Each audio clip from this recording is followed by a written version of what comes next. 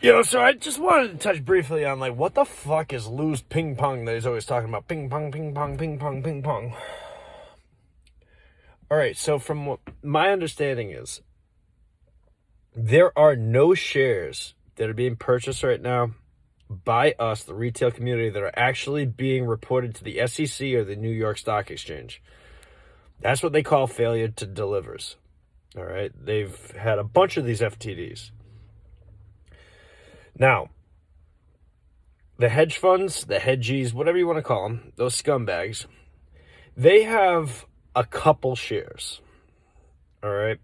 And what they've been doing with those couple of shares is they've been using this machine that allows them to trade those exact same shares back, forth, back, forth, back, forth, back, forth between them. All right. Nobody else gets their hands on those shares. And by doing so, they control the volume because they're not reporting any of the other stuff. So what you see for the volume is how many times they were able to bang that off of each other back and forth. And they can also control the price because they determine how many shorts hit the market because they use our sale orders to jam them in there. So for every single time the share goes like this, buy, sell, buy, sell, buy, sell, buy, sell, buy, sell, they grab a couple of the sell orders and they sprinkle them in there so the price goes down. All right, so there's more sell orders than there are buy orders. However, we know about the secondary database where they've been parking these in the dark pool. There's a lot of those buy orders in there. However, they're never getting dropped into the actual, scene of things. So by not doing that, they are effectively controlling and manipulating the price of the market. So when Al says there's a bunch of ping pong going on, what that means is we don't control the price. None of our buying pressure will control any upward action on the price.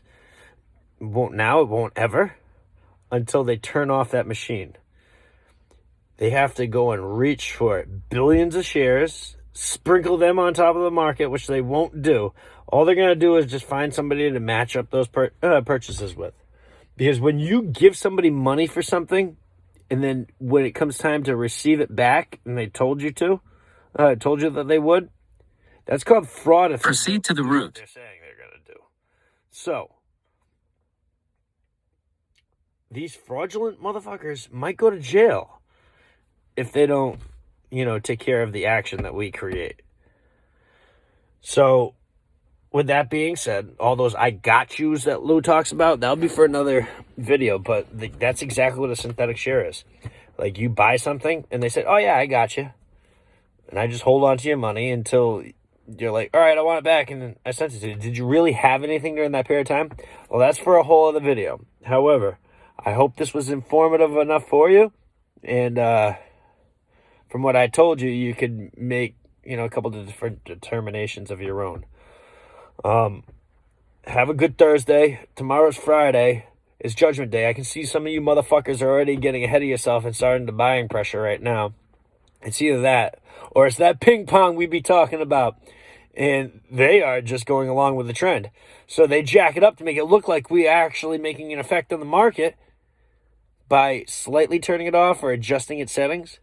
See how it works? They want us to believe that our price action is authentic to what we're doing. Don't believe the bullshit. I'll catch you later, guys.